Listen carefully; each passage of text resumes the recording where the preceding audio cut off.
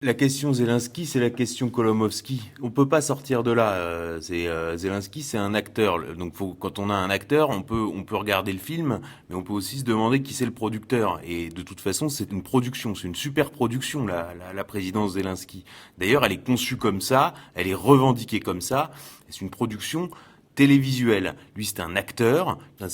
Là, on arrive vraiment au bout du truc, quoi. C'est-à-dire qu'on aurait pu le mettre dans un film de Philippe Cadic, quoi. Le type qui joue un rôle dans un film et qui ensuite va jouer ce rôle dans la réalité. Enfin, c'est vraiment hallucinant. Donc, le producteur, c'est Kolomoïski. Et Kolomoïski se fait appeler Benia, qui est le nom du parrain de la pègre juive dans les récits d'Odessa d'Isaac Babel, donc qui est considéré comme un chef-d'œuvre de la littérature ashkénaze. Il a construit à Dniepropetrovsk le plus gros centre communautaire juif du monde qui s'appelle le Menorah Center. Vous y regardez sur vos téléphones, un truc impressionnant. C'est un sorte de Las Vegas juif, quoi. Bon, encore plus juif, quoi. Et donc ensuite le type, pour garder le CV de ce type-là. Enfin, j'ai publié tous des extraits mais même de journaux mainstream, quoi, dans Faits et Documents. C'est un personnage de film. C'est-à-dire que le type, par exemple, dans son bureau à Genève, il a un aquarium qui est sur les murs, là, avec des requins dedans. Et donc, quand il négocie un truc de business, quand ça se passe mal, il appuie sur une pédale et vous avez un animal qui descend et qui se fait bouffer par les requins pendant la négociation. Enfin, vous voyez, vous êtes dans James Bond, quoi. Et le type se revendique judéo-bandériste.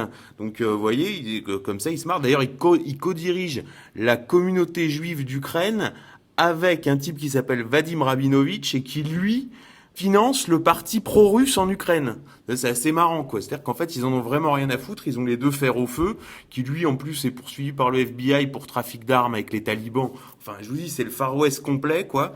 Et ce Kolomoïski fait la liaison, parce qu'en fait, c'est lui le vrai propriétaire de Burisma, et donc fait directement la liaison avec l'affaire Burisma, qui est la fameuse affaire, qui est le sparadrap du capitaine Haddock, de Biden et du fils Hunter. Donc si vous voulez, vous avez un lien direct entre Kolomoïski, qui est le N+1 de Zelensky. Le N+1 de Kolomoïski, c'est Ronald Lauder, puisqu'en fait c'est Ronald Lauder qui a donné la chaîne de télé qui a propulsé Zelensky, qu'il a offert à Kolomoïski.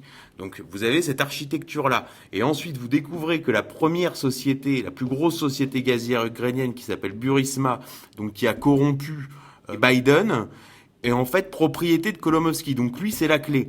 En plus, c'est un type qui a escroqué, si vous voulez, il était patron de Private Bank, qui était l'équivalent de la BNP pour faire simple. Donc, si vous voulez, 25% des Ukrainiens, ou entre 25 et 50, j'ai plus le chiffre exact, mais les Ukrainiens avaient leur compte dans cette banque, et lui, il est parti avec les sous de la banque. C'est comme si vous aviez le patron de la BNP qui sortait tout l'oseille des particuliers et qui allait le mettre dans les îles Vierges britanniques. Enfin, je veux dire, on est dans un autre monde, quoi.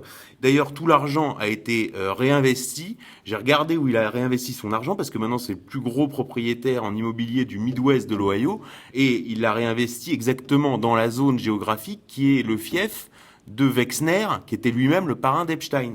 Donc si vous voulez, quand vous voyez ce qu'il y a derrière Zelensky, vous avez un acteur qui est le pur produit de la mafia internationale.